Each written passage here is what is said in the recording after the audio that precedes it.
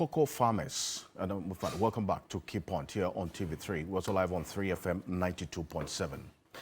The new spot, in fact, the price for a bag of cocoa was announced by the president over the weekend.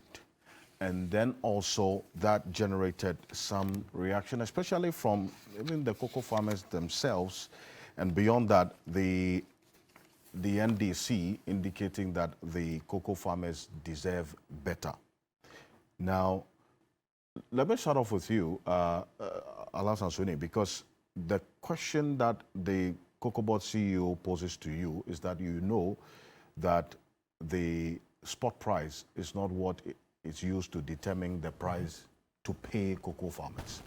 And that is the forward pricing. And so even the cocoa that is being produced this year has already been sold using the forward pricing mechanism. So what exactly is your issue? And what was the price that it was sold at?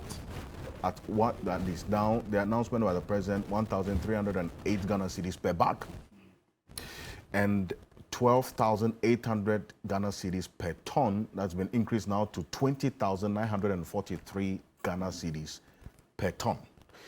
This new price represents the 70.5% of gross FOB. And using the forward market, the pricing mechanism, there is either two ways, and just for the benefit of our viewers to understand this, it's more like just hedging the price so that in an event where even if the price of cocoa goes up or down within a particular crop season, the farmer is protected. So if there's a reduction or a loss, the buyer absorbs that. And if there's an increase in the price, the buyer benefits. And then the seller, who is in this case the cocoa farmer, either benefits or loses, depending on the circumstance that plays out. So we are seeing the spot price of cocoa, according to Bloomberg, on the world market today is $3,647 per ton. So now cocoa farmers also asking questions as to whether this forward pricing mechanism is going to continuously serve their interest or otherwise. You know, first of all, in this discussion, I want us to get one thing clear, and that is the welfare of the cocoa farmer. That is what this discussion is all about, because we all know the importance of cocoa as far as the management of our economy is concerned. And if we do not put the welfare of the farmer ahead of whatever that we do, then it will mean that we are not conscious of how important, you know, this produce is to us as a country. They say that you put your money where your mouth is. And so the more we get from cocoa will depend on how well we treat the cocoa farmer. And that is why this discussion, that point must not be lost on us in this discussion. So how has the cocoa farmer been faring? And I commend the minority NDC, especially its spokesperson on agriculture, Honorable Eric Opoku, and the party's communication wing, Same Jemfi, for taking this discussion to the cocoa farmer and making the point, the points that they can relate with about their welfare. It's about a government that over the years has not increased, you know, what do they call it? They have not increased how much they pay the cocoa farmer over the years. And I think for like 2 or 3 years, they haven't done that. Only for them to do that now, and with trumpets, gone to town to highlight how unprecedented this is. This is what has necessitated the conversation. Then the issue now is, let's compare the welfare then and now. Given how much you are selling cocoa, a bag of cocoa today, compared to how much a bag of cocoa was sold in the past, and the welfare issues that were addressed in the past compared to now. I mean, today, how many bundles of zinc? Because you don't have time, I'm going to rush the conversation. Because I see you are already wrapping it up, and the time is almost up. Today, how many bundles of zinc can what is offered the cocoa farmer buy compared to them? That's good. Perfect. How many bags of cement can Thank you. what is offered them by compared to what was offered them in the past. Yeah. That is how you determine whether their welfare has improved Or otherwise. Okay. And clearly, they could get more in the past than bundles of zinc, more cement now than they can get.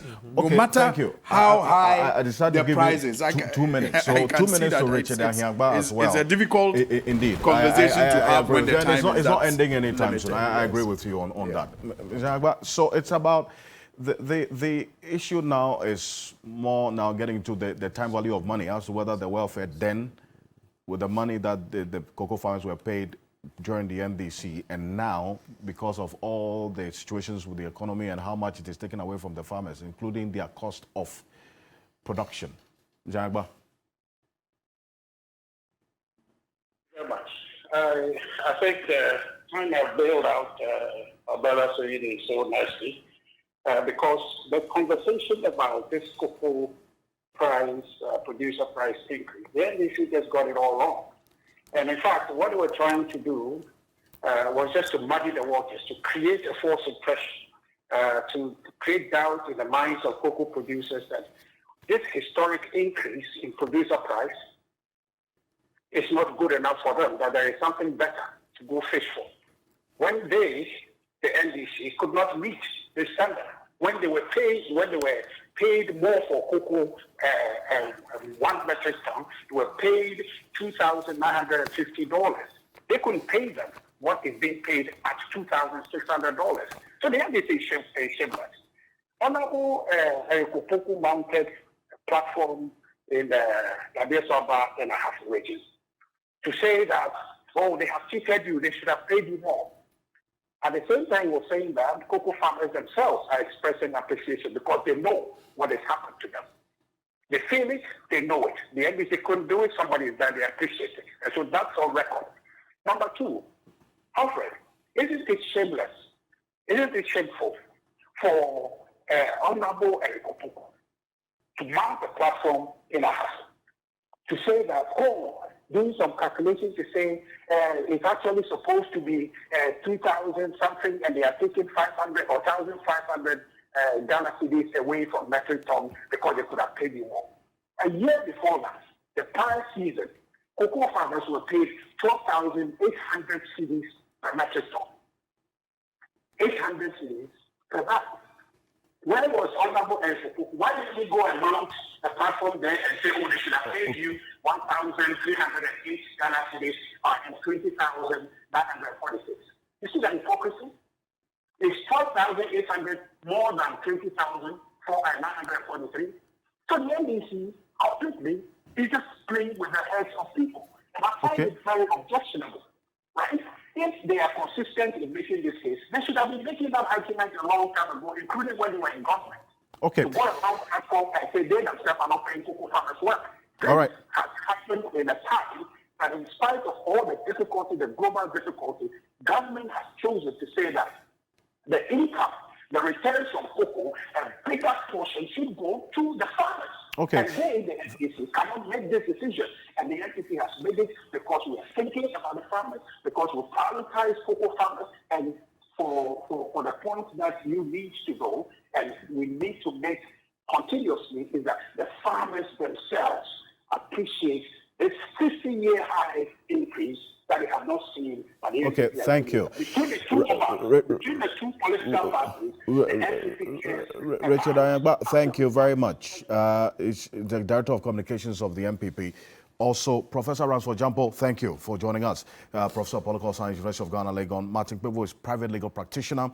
And Dr. John Osai Kwapong, Democracy and Development Fellow at the Center for Democratic Development, CDD, Ghana. The Honorable Hassan Suini, Member of Parliament for the Tamale North constituency.